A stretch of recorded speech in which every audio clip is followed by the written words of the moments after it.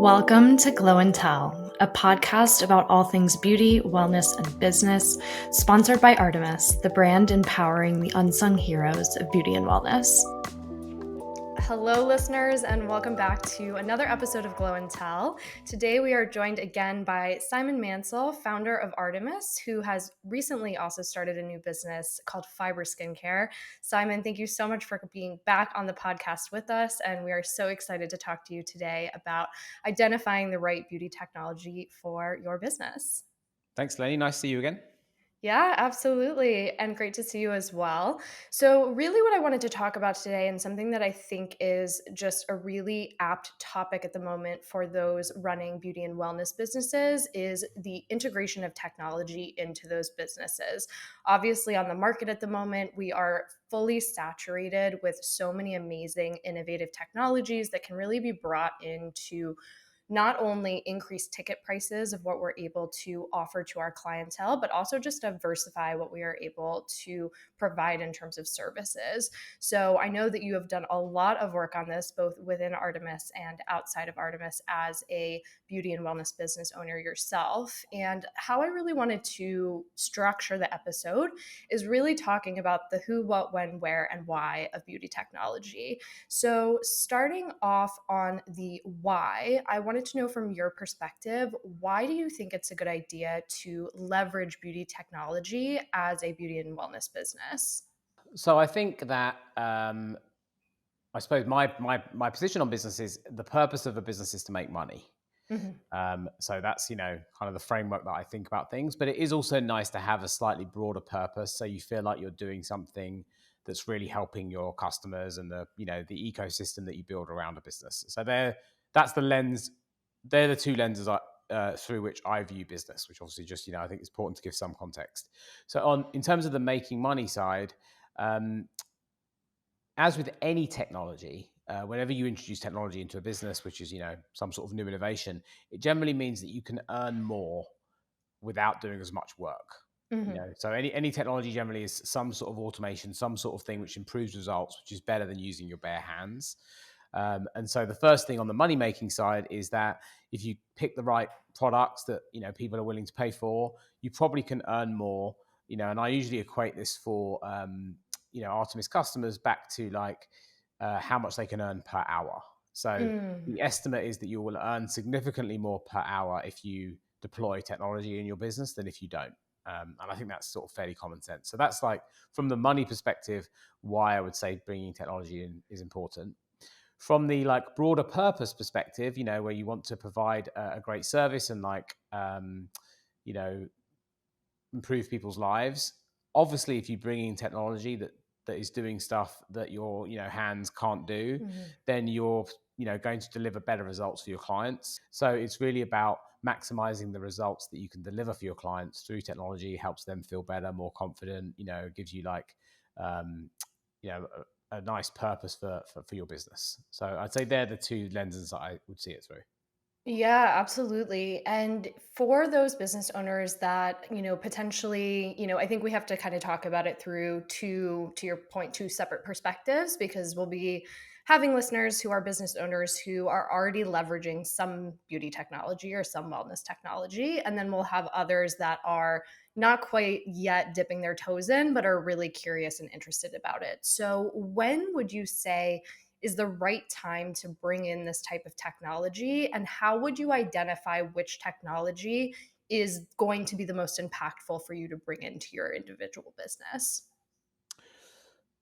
So in terms of the when, I would say obviously there is usually some sort of financial, expenditure involved both in bringing in technology and selling it. So you have to be thinking about like your financial position, like what can you afford to do. It's always good to start with what your customers actually want as well. So, like, Mm. what are the services that your customers want? You shouldn't bring in technology just because it's like exciting to have something new. It should be some sort of customer insight come from talking to your customers or potential customers about what their needs are and what could help fill those needs in the best way possible. So, I think it's having a need, making sure that your customers need something that you're thinking of bringing in, and then also having the financial resources both to buy the equipment, pay for the consumables, do the marketing, really do your numbers to make sure that you're not stretching yourself, so making your life difficult or not able to like fulfill the promise of something that you might bring in. Um, what you actually end up bringing in relates back to the customer insight. So, Mhm. what do your customers want from you? Are you more of a facial focused business? Are you doing body as well? Or are you more focused on body?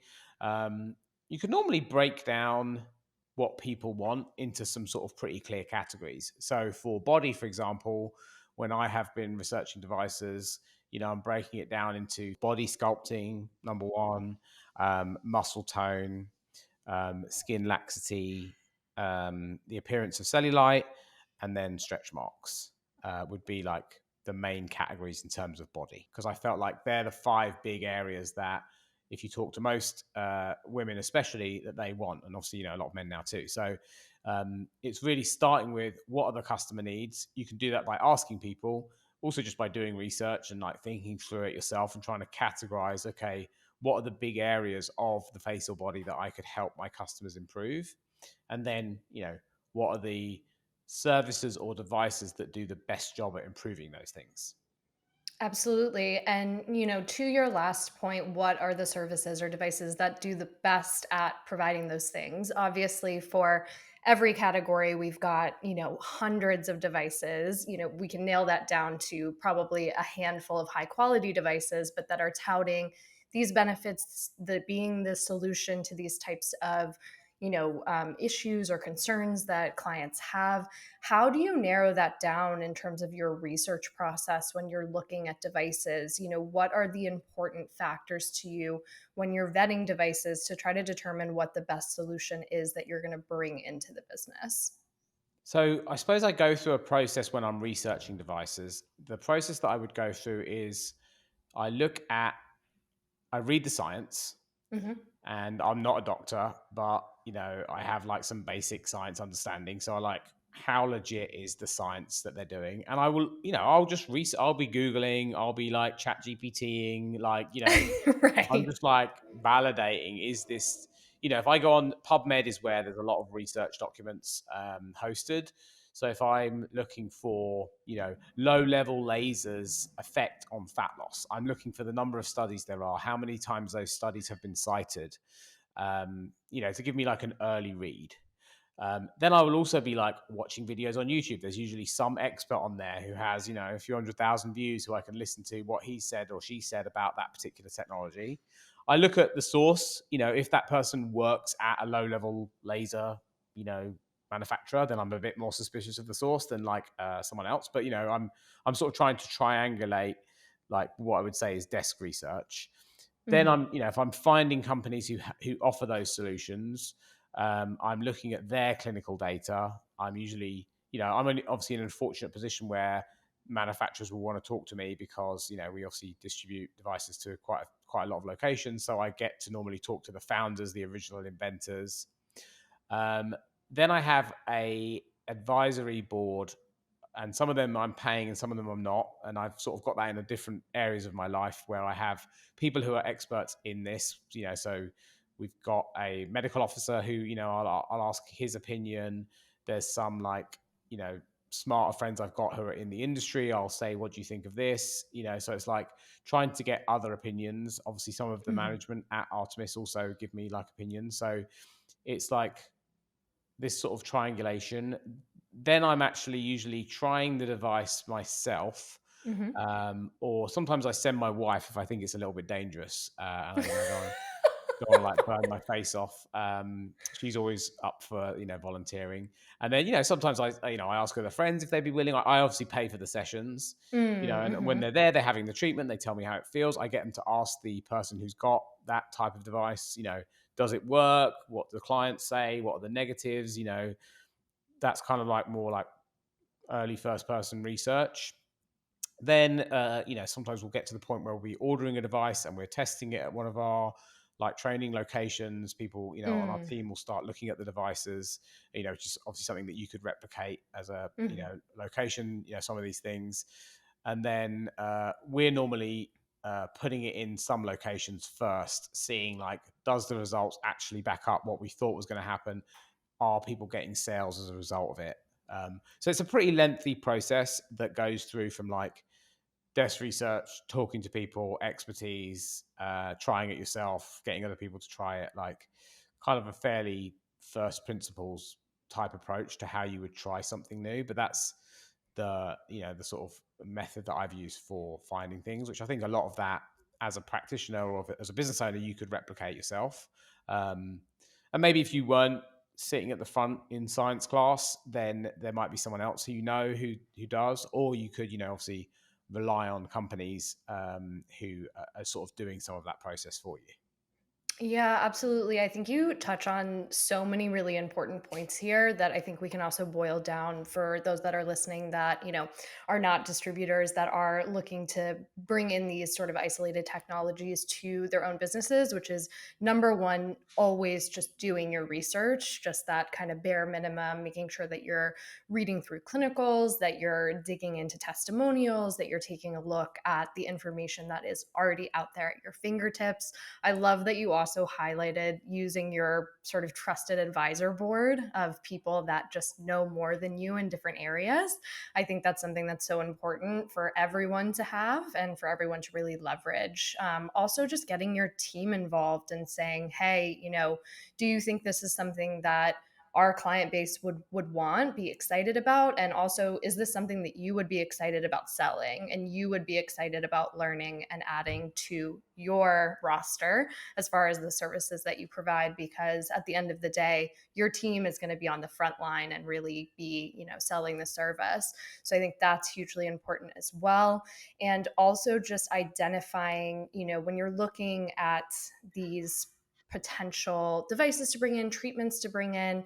I love what you also said about, making sure that you're trying them first if you can. Most of the time you're going to be getting devices that are already somewhere in the US and likely are somewhere in your area within a reasonable distance. So, sending people to go get these treatments or receiving them yourself, I think is such an important piece as well, because then you can also get, the good tea. You can really kind of get the tea from the practitioner, from the manager.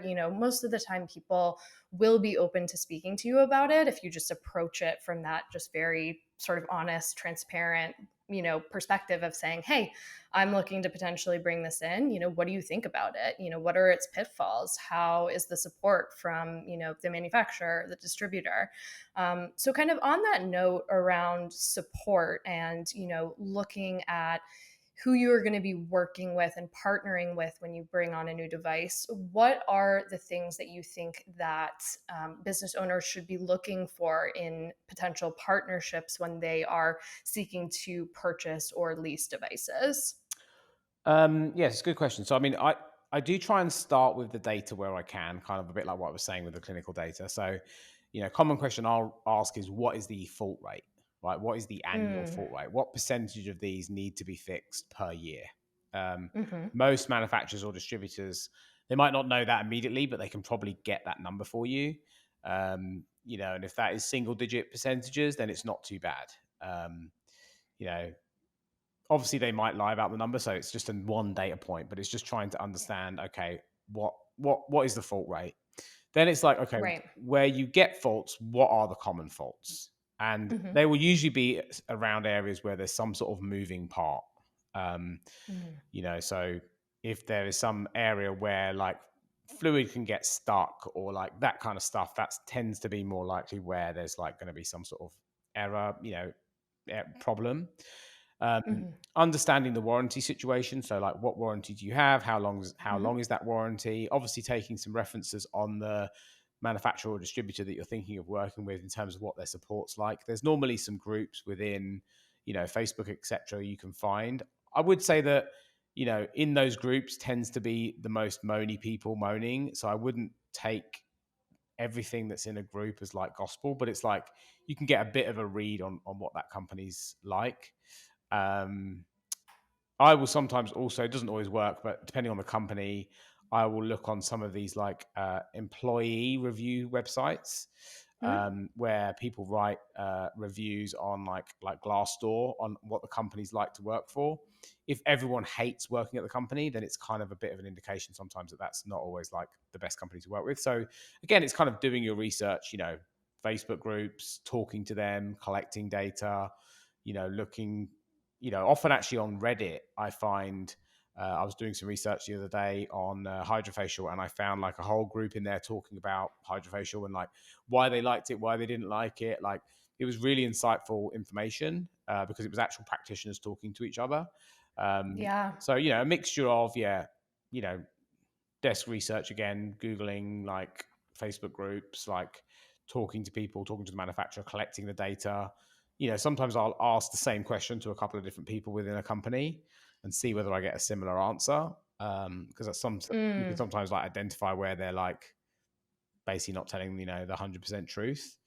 Mm. And then, yeah, as we mentioned before, like if you are going and meeting with practitioners who have the device already, asking them like, what issues have you had? What reliabilities have you had? Like, is there issues with the consumables? Like, where are the problems? You're looking for what the issues are. It's always exciting, I think, to think about bringing on a new product.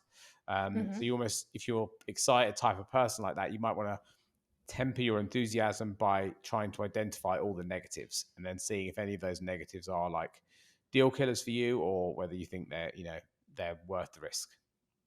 Yeah, absolutely. And I think you raise a few really good points here. Definitely, as well, one thing that I want to add is that when you are seeking out a beauty device of any kind, just taking a look at, what is the manufacturer distributor going to offer you as far as value, because you really want to be considering return on investment and not, of course, ROI in terms of what you're going to be able to generate with the device, but also in terms of lifetime support. What does that look like? What are you going to be able to generate from the relationship? How is the manufacturer distributor going to be supporting you throughout?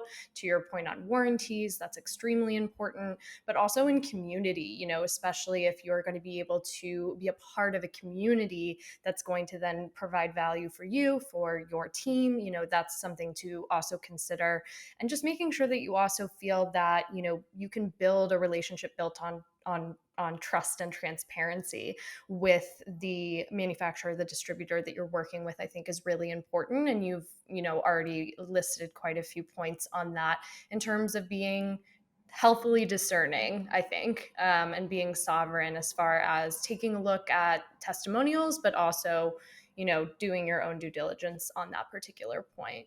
So pivoting just a little bit, I am curious to talk about, because you have mentioned fat loss a couple of times, and I think that this is a super hot topic right now in the industry, just given the absolute exponential rise of Ozempic and how that is now competitive with the beauty technologies that we've seen on the market for this. So I wanted to ask you on that and kind of what your viewpoint is, if you're seeing that technology is actually shifting away from this fat loss and instead moving into complementary treatments and technologies that can work with a fat loss program. I don't know if you have an answer to that, but it's definitely a really interesting one to talk about. Definitely, yeah. So I think my opinion is that semaglutides, which Ozempic is the one, the brand name of one of those products, which basically help your body. Well, you feel less hungry, and it also, as I understand it, helps your body process your food in a different way. So it leads to very dramatic weight loss. I think if you don't I think a lot of our, clients maybe aren't fully aware of this yet, but I think it's like Mhm. just because you're not maybe aware of it, it is your competitor if you're in any sort of, body contouring area. Mhm. Um, and I don't think it's easy to compete with from a pure fat loss point of view. If Mm. like because it is so effective. Mm. I think though that where there is an opportunity is that um, if you Google some of the like after effects of Ozempic semaglutide, it can make your face feel quite hollowed out. Someone was telling me it's a similar thing on the butt the other day. I haven't been fortunate enough to see any of those butt images, but um, that kind of like lack of volume, like taking Right. taking the air out of a balloon a bit too quickly. Right. So I think there is an opportunity for treatments and devices which help to, build collagen, Mm. support that fat loss. But I definitely think that you should be thinking about in your marketing how you can complement something like semaglutides, Ozempic, uh, rather than directly competing with them. It doesn't mean that some people who just have a little bit of extra, somewhere, it's still more appropriate for them to have a med spa, or a esthetician type treatment. But I do think, not being aware of this sort of trend, especially as like, you can get access to semaglutides for, $1,000, I think a little bit more than that a month. It's not that far off what you would pay at a med spa. Um, so it is something that customers will be replacing med spa treatments for. Yeah, absolutely. And with that in mind, what are you really seeing as being kind of the cutting edge of beauty technology at the moment? I know we've kind of seen this across the past sort of 7 years that we've been in the market, that the market is moving very quickly always. And there are treatments that are coming in that are feeling very new and cutting edge. And then there are some types of treatments that have, been around, are tried and true, and of course, we can continue to iterate on those and see new devices doing, old things in a new way. But what would you say from your research is really on the cutting edge right now in terms of beauty technology? Well, I think one interesting way to think about it is just from a like category point of view. There's kind of two business models, right? There's bundling and there's unbundling.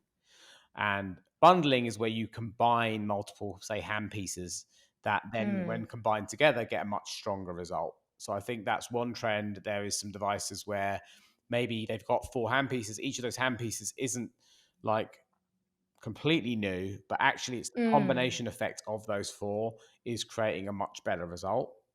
And then with unbundling, you maybe have a feature of another device that someone's taken out and made much better, but it's just by itself. And that's maybe mm, a lower priced device because it's just got one feature, but it's doing something very well in one area. Um, so they're like two trends to look out for. And I'm not saying that either of them is wrong. Bundling can actually be very efficient. You create these like super systems where they can do a lot of stuff. And then unbundling, you maybe can get the device for a lower price point and it's a more focused, it's best at one specific thing. Um, in terms of stuff that I have seen that I am excited about, I am excited about the general sort of plasma area. mhm, Um, there is some like, I think, FDA work to figure out what the right classification should be for some of these products because some of them I think are very safe. But plasma can be like something that can really be quite ablative and something that can actually be like not ablative at all. right. So just figuring out the right regulatory pathway for that stuff. But you can see very good results both for acne, for stimulating growth hormones, or like growth factors, sorry, within the skin. So that I think that's one very interesting area. I think there's some like combination devices specifically for cellulite, which include technologies like RF that have been used a long time, but combine it with some of Mhm. the other, more massage-like modalities, which when combined, I think can get very strong results. Yeah. In terms of body shaping or sculpting, I do personally think that cold temperature is still the best, although I have seen some more heat based treatments which create a good result overall because they also improve Mhm. the sort of skin tone and texture. Mhm. Um, there is some gases that I probably won't talk too much about right now, but like that are showing very good results for again tone and texture of skin. Mhm. I do think actually like the M Sculpt type devices are probably the best for muscle tone. Yeah. So the main ones being M Sculpt and Cool Tone, I believe. Those guys have pretty good like pattern arrangements between them. So there is other like devices out there, but those are probably the main two. I think that there's EMS, so electric sort of stimulation, and then there is these Tesla based magnets, which I just think are stronger Mhm. and deeper. Um, and so I feel like they're probably some of the best devices for muscle tone. I think there's like opportunity in stretch marks is not really a good device in that area. But there's a lot of amazing inventors all over the world who are inventing technologies, combining different technologies.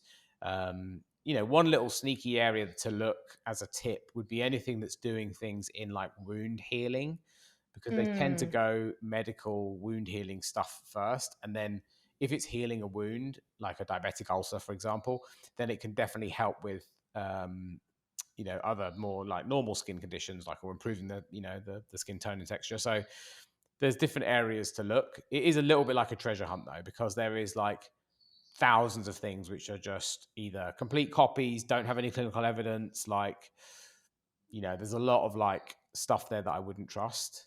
So I think if I was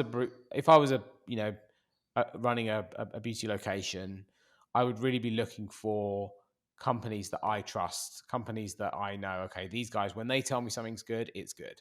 Um, right. because there's so much work involved in actually finding the good stuff.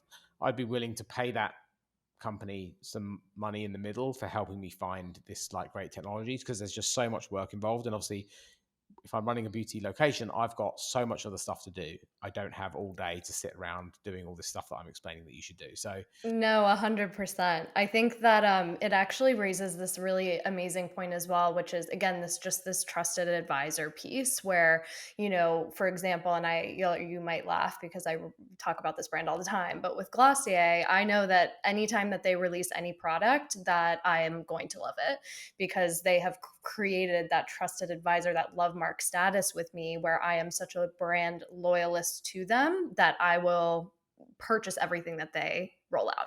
It's just a given for me because I just trust in the quality. I trust what they're rolling out to me and I love it. And I am definitely part of that kind of target consumer persona for them. And I think that, it is one of those things where you do really want to find a manufacturer or distributor that has that suite of solutions and that you trust that when they're bringing on new devices that they have given their stamp of approval and that stamp of approval means something to you, given that you have that trust that's bedded in. I also do love what you said about plasma. I completely agree. I think that particularly cold temperature plasma being the less sort of the lower risk profile of the plasmas. It's such a fantastic, innovative technology that I really can't wait to see more of on the US market. It's very, very big in Asia at the minute. But the results from that are just absolutely incredible. And to your point, yeah, I do think that, we are seeing a lot of these bundled devices as well as unbundled devices. I think another note that I would just make on that for business owners that are listening is just in your considerations, also considering your sort of footprint in your actual space. If you are a single esthetician practice, potentially going for one of these bundled devices is actually going to be a better option for you potentially because you're getting more in a smaller footprint, whereas you also might want to go for an unbundled device in the event that you have a lower budget for what you're looking to bring in and it fits better for your audience. So there are so many considerations here, but I think that we've definitely outlined a couple of great tips to that end yeah, I as think well. on that point it's interesting. I was looking at doing some research on hydrofacial, as I mentioned, and I think it's a great product, and it's my basic conclusion is, number one, it's a brand, right? People will Mhm. go and ask for a hydrofacial treatment, so you will get Right. some customers just by having a hydrofacial, which is awesome.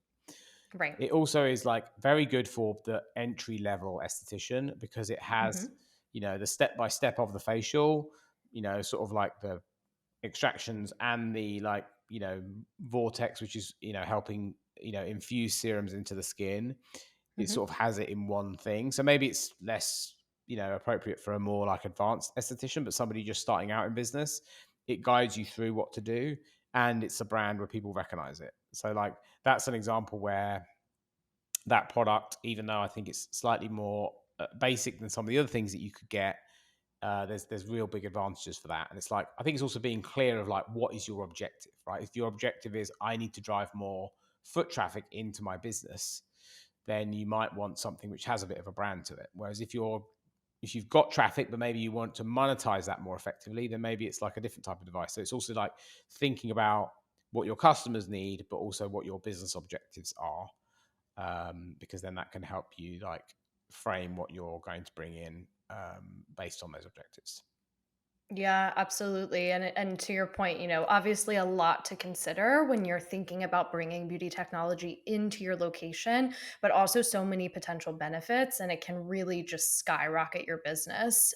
So definitely something to consider, particularly in the beauty and wellness space. We are seeing technology coming into this space more and more with big brands like Hydrofacial, Therabody as well, with both back bar and retail options. We're just seeing the leveraging of technology for these beauty and wellness benefits. And it's just a really incredible time to be in the business and really be leveraging that. So once a business brings in a piece of beauty or wellness technology, how would you recommend that they successfully launch that technology? What does that preparation period look like? How can they really make the most of that launch to their customer base? And of course, it's going to vary a little bit, to your point, depending on what kind of business they are, who their customers are, but what would you really give as a set of tips to successfully launch new technology in your business? Okay, so I think the first thing is obviously understanding the product yourself, Mhm, what it does, how it does it, what are the clinical data. It might be good to actually, I find always best to write things down, write out the mhm, document for yourself on like, what is the short explanation of this? If someone wants a bit more detail, what's the explanation? Almost like a script. Not that you ever read the script, but it just, gets your thoughts down.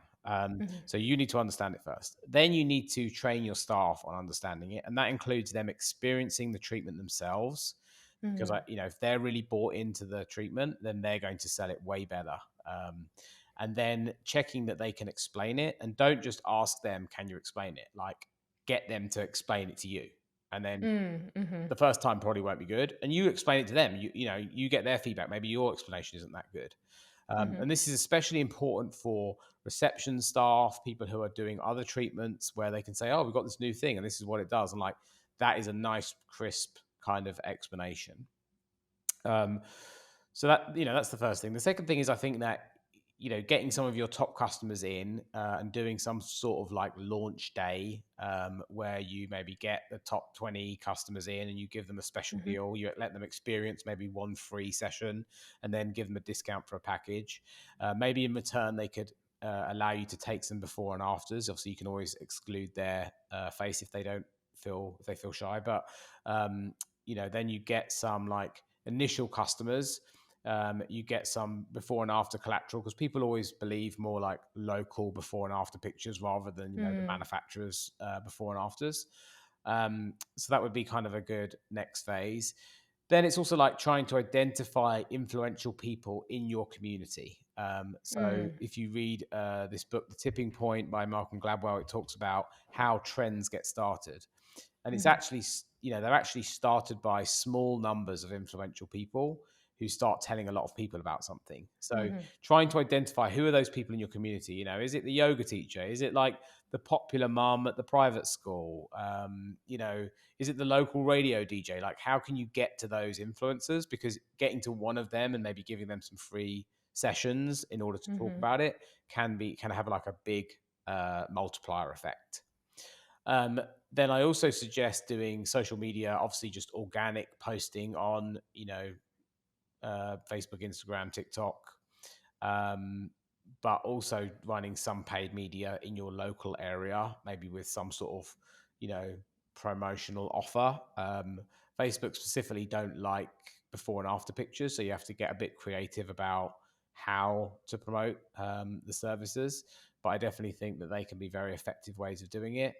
There's also other strategies like you could create an email newsletter and maybe don't just promote yourself the whole time. And this is the same mm, actually on your organic social. Add value. Educate people, provide them with you either really need to entertain or educate them with your mhm, social media posts and your email newsletters. And at the bottom, you can say, by the way, we have a special offer on this new product, or by the way, we're doing this launch day, or we have this Mother's Day cheese and wine evening. Like, we'd love you to come in and try some of our products. You can promote something, but most of your communication, especially through things like email and social, should be about sort of adding value.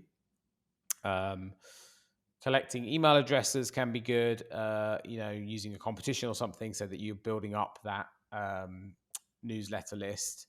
So they're just some of the tips that I would suggest. It's really like getting your messaging right, getting everyone internally within the company practicing it, Mhm. doing a launch day, organic social email newsletters, and then paying to promote some stuff, specifically usually on Meta, which is Facebook and Instagram. um, they would be some of the sort of starting strategies that I would do. um, Anything to stimulate word of mouth is good. So you want to be less concerned about making money to start with, Mhm. and more concerned about how can you get this like message out to market. One thing that I have found particularly useful is if a device has some sort of immediate effect. So if there's like Mm. some sort of like inch loss or something that the device is doing instantly, and never like lie about why that is. If it's, for example, a cold temperature device and you're getting some inch loss because of the cold temperature retraction, you can say that. But it's like people just like to have something immediate and some like little Right. little story that they can go and tell other people, and that's kind of like part of the stimulating the word of mouth. Word of mouth is the most powerful form of like marketing, and like anything you can do to stimulate that is good. Yeah, absolutely. And to your point, creating those Instagrammable moments, as you would call them, I mean, maybe TikTok moments now. I'm still not quite bought into TikTok, although I probably should be. But Hydrofacial has that as well, where you get to have your gunge essentially from your face that you see after extractions, right? So that's kind of that Instagrammable moment. I know there's a lot of other amazing Instagrammable moments from certain devices. Sculpt certainly is a cool one, just given that kind of muscle building and the way in which it's applied to enhance the muscle tone, as you mentioned previously. So let's say now that, for example, business has had a successful launch, things have gone really well. They really did kind of invest in that long term vision in the sense that they were really focused on getting in influencers, getting their team bought in, and they've had the device for a while, and let's say that they've just gotten a little bit stagnant with it and things are slowing down. It's not really seasonality driven, it's more that things are just feeling a little bit stale. What would you say are some good sort of practical tips that they could use to reinvigorate a device that may have just gotten a little bit stale in their location? Yeah, it's a good question. I think that is an issue, right? You sort of get this initial burst when everyone's into it. So it can, that can be challenging. Some other ideas, right? You could again think about like influential people who's going to come in, maybe somebody who you give away free treatments, but they agree to create some content with you that creates some buzz. You can think about events around specific times, whether that's Mother's Day or Father's Day, etc. Mm, You can also think about partnerships with other relevant local businesses. So you could take the mhm, device to the local yoga studio and do treatments there, and then maybe the yoga, you could have some of the like yoga type event at your location. There's other things you can do to try and create some sort of community feel within your business. If people feel like it's a community, it can be a big thing. I know that some mhm, businesses have done things like run clubs where, mhm, groups of their customers are meeting up at a certain time. Nothing to do with like the business, but it's like you're creating this like little community around the business. Um, Different advertising campaigns. If you think about big companies, they have the same products a lot of the time for a long time, but they'll come up with yep, some like different way of messaging it, or some mm, some sort of something funny, or some sort of story about you or somebody who's working there, or like something else that you can film that's interesting. um so yeah, it's just trying to, I suppose, recapture people's attention. You can also like stay up to date with the device, right? There might be new modalities, new topical stuff that goes with the device. Like talk to mhm, your reps who you're working with at the manufacturers or distributors about, what the opportunities are, and ask them like what the most successful locations, what are they doing that makes them mhm, successful. Um, so I think yes, it's a constant challenge, but like working out what else you can do with the product, other mhm. creative ways to promote it, whether you could combine it with another product and come up with some sort of like promotional offer. Um, there's kind of different interesting ways of doing that, but it's always like hard work, to be honest. It's like constantly thinking about how you're going to like improve the product and improve the marketing. Yeah, I think it's part of this sort of product life cycle that I see it as is when we bring in a product and we go into launch phase, we sometimes just forget that then there are more phases that follow the launch phase, right? So it's not that it's going to launch, it's going to go up and keep going up naturally. We really do need to make sure that we are putting in constant effort, and that after launch we go right back into innovation, to your point, that we start to continue to look at ways that we can innovate how we are offering this particular product, service, device at our locations. The few things I would add to what you've said, which I think are fantastic and very practical tools to leverage, are making sure that your staff is really constantly engaged, because your staff, again, I've mentioned it before, they are the front lines. If they are not excited about the product or device, your customers will not be excited about it because they will not be positioning it to them. Additionally, just making sure that you are always looking for opportunities to create a bespoke experience that is unique to your particular location. Not only is that going to bring people in the door and keep them there as lifetime customers, but you're also going to be able to your point, continue to customize, develop these new complementary protocols, and just keep people really excited and engaged with your particular way of doing or offering a certain treatment. As we know, for example, from the hydrofacial example, there are thousands of hydrofacial locations, but when people go to a particular business or practitioner, they're going there for hydrofacial at that business. And so there are ways to differentiate yourself, as long as you just put in the effort to do so and make sure that you have your team on board with that as well. Definitely. So, Simon, is there anything else that you want to share with our listeners on this topic before I ask you a last question? You've already answered our normal last question, so I'm going to throw a curveball at you for this one. But anything else that you want to share on the topic of identifying the right beauty technology for your business? um I don't think so. I mean, I think maybe like looking for stuff where, you know, obviously something like hydrofacial has a brand, right? So I'm saying that is probably, a lot of the time a great ad.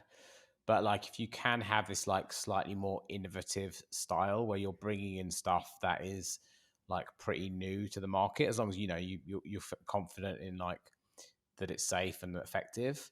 Um, and then you start to build this reputation as like this innovative place which is doing this new stuff. I Yeah, feel like you want to be like the South Korea, where it's like that's where the new things are happening. right. Um, and so that's I think that can be a good strategy, because then it's like, as a retailer, really as a retailer, anyone can have all of your treatments. But if you're Hmm. always like a little bit ahead of the game in terms of innovation, then people Hmm. start to think, okay, these are the guys who bring things out first, and that can be a good sort of attitude to have, as long as it's within your budget and all that kind of stuff. Makes sense as you're not launching too many things at once. But I think that is also like a good position to be in. It's also more fun, right? If you're bringing out new things and you're explaining new science to people and stuff, it's just more interesting than explaining the same boring stuff that everyone's got. 100%. And I love that you stated that, actually, because I do think that that is a pitfall that I have seen, businesses fall into, where, you become very married to the established brands, but then to your point, it is kind of the same old, thing. And it's great. There are pros to that 100%. But if you can establish a reputation, to your point, as being the person who brings on the cutting edge, who's always got, the newest, the latest and greatest that actually works and that people trust, you're also building your trusted advisor position. You're also, kind of, to your point, yeah, you're developing into the go-to for the latest and greatest, which within the beauty tech space, within the tech space in general, is a really great reputation to have. So I love that you raised that, because I do think that that is a potential question that might come out of, this particular episode. So the last question I'm going to ask you is going to be a total curveball for you. Great. But I'm sure one that you will probably have an answer to regardless. What are, in your view, the top three most impactful things that a business owner could do for their business right now? Wow, put me on the spot. I knew I had to think of a Eight good one for you. impactful things that people can do if their business non-stop. Okay, so I think number one is product, Mhm, which is what you're offering what the market wants, mhm, and is it differentiated? So really reviewing each of the services that you offer. Does it really is it a really killer proposition for what it's trying to do? Is it differentiated from what they can get next door or down the street, in some way? So I'd always start there. Is the product solid? Um, then I would move on to sales distribution, which is I think what you said earlier, Delaney, is really important. Like, are your staff able to explain every product you have, what is good about it, what it does, how it works?